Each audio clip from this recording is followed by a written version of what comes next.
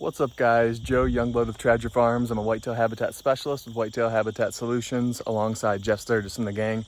Hope everyone is doing well. Today, I want to talk about this redneck ghillie blind. If you haven't seen the first video I covered on like install and first thoughts after a couple years, I'll link that video right here. You can take a look at that. But now I kind of wanted to touch on more specifically a quick little video on how this is held up now that, I would say this has been really going into its third year. And for this particular ghillie, I have a couple of them. I have left the cover on each year. So I want you to be able to take a good look at that. And specifically the cover. Now the cover, again, has stayed on through all years. I have not taken it off. You can certainly take it off, and on the past video I touched a little bit on kind of some of the lanyard straps and ways to do that. It is not the end of the world, and it could be a good idea certainly to do that. Maybe put it on at the end of summer and then throw it back take it back off after the hunting season over. It's just, for most of us that are hunting quite a bit, it can be very tiring. And it's just a lot of work, and it would add another half hour plus probably to do each one. Now, quality wise, I would say it's done pretty well. It's definitely kind of bleached up at the top. A lot of the ghillie particles, the frizzy stuff is still there. On my other one, which I can show you, it has like some of the, I don't know what it is. You can't really see a mesh, but it's almost like a netting is coming off of it. And that'd be about the 4-year mark. And we did take that off 1 year. So it probably depends on the sun and what's hitting it and things like that. On the other blind, we also have a wood tower, and that's where I showed that last video.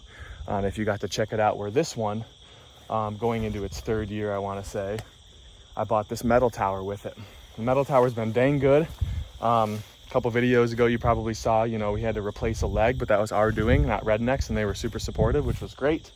Very easy. They sent me the pieces. I did go grab some spare bolts, washers, and locking nuts just to make sure I had enough, which was no issue.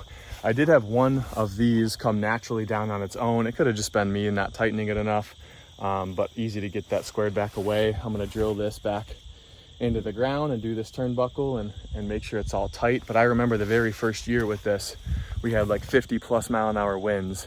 I was so nervous, I think I even came down, but this thing really, it wasn't budging. It's just the noise and everything made me nervous. I'm usually alone. So, definitely quality built. You also have some of these pegs, which you can push this down a lot more. This was just because we had moved it. And depending on rock, of course, but you can push those in a good almost 2 feet probably. All 4 on these sides. I do have a little bit of this cinder block to get it propped up and a little more level. I don't have anyone with me to take a shovel, but it is pretty level anyway. Now for the inside, I've definitely had a mouse problem and really just a few small hornet's nest. Really one, maybe twice a year, maybe 3 times, I guess, if you consider now where I, come to get everything ready before the season starts. I usually have, so I just had another mouse nest in there, mom and her babies, and used a shovel and got them all out, but you definitely don't want them there for the season. And then a couple, like I was saying, small hornet's nest. I've had some on the outside of the windows, just like literally where you unzip them and they come down. And then so I unzipped one last year. First sit came down and poof, there was a little nest right there. There's only 1 or 2 wasps or what have you, but it's kind of annoying, gives you a little scare. I am wondering, and I would love to hear from you guys, if you're working with some of the fiberglass blinds. I don't own any, how they have held up when it comes to mice and wasps. And I know there's other stuff you can spray, and you can do dryer sheets, and maybe those are things I'll add, but I am getting to the point now, it's just, another thing to do. And whatever I can do to alleviate it would definitely push me more towards the fiberglass. But as I've always talked about, these are a great value for the money. Whether you put one on a sled on the ground and you want to drag it around to your different spots, used for turkey hunting, things like that. Maybe you want to build your own little tower. You can get a 5-foot tower, and then this is a 10-foot tower. It is possible they don't do the 10-foot tower with the ghillie anymore. Someone might need to double check that. I'm not sure. but definitely with the fiberglass ones they do, and even a 15-footer I believe as well. So you have quite a bit of options, but that is with the inside some of the issue I've had. I just pretty much zipped that up, so I'm not going to go back up, but the foam floor has been solid. With the mice nest, there were a couple pieces that were torn, but for the most part, for being there for a few years, it's solid. Do kind of wonder how the foam floor might hold up if you take the cover off and then left that out. Maybe you take the foam floor with you. I don't think I did for the 1 year I had it over there. Or you know what? I didn't have a foam floor over there because the foam floor only comes with the sled or with the tower. Then they give that floor for the base, and then you kind of have that. So that is a curious question. Maybe one of you have ran into that, or leaving the floor or taking it with you. It wouldn't be that hard to take with you. It's only like 4 pieces. The ladder's been good. It's just 2 clips up there. It's sturdy. What's kind of interesting, I'd almost be curious to see what Redneck thought about this, but you know, you have fairly level ground and the ladder goes over 2 notches and it sits. For the ladder to be level, these steps are actually like this, basically.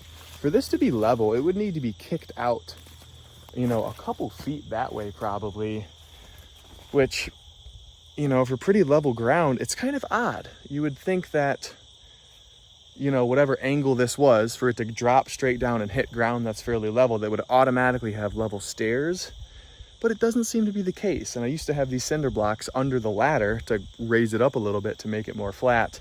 Now I had to use it. I can go get some other ones or what have you, not a big deal.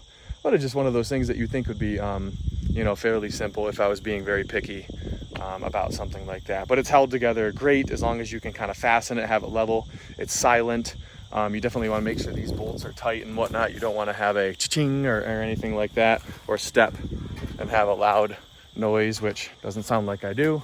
But I have been able to hear one previously for whatever reason. So that's about it, guys. Would I buy again? Yes, probably. I just think for our permanent stands, and based on what you're going to tell me and the other advice I get from other people that are using a lot of fiberglass blinds, I think, you know, maybe a little bit less maintenance, maybe, with the fiberglass. But you can buy these covers for the Ghillies, you know, and that'd be another few $100 or what have you, but replace the cover and you're pretty much you're back to a brand new blind at that point. If you did it even every 4 years, that's not that bad. You would have to do that for 30 years probably to get close to, maybe not 30, but quite a few to make up for a fiberglass blind price.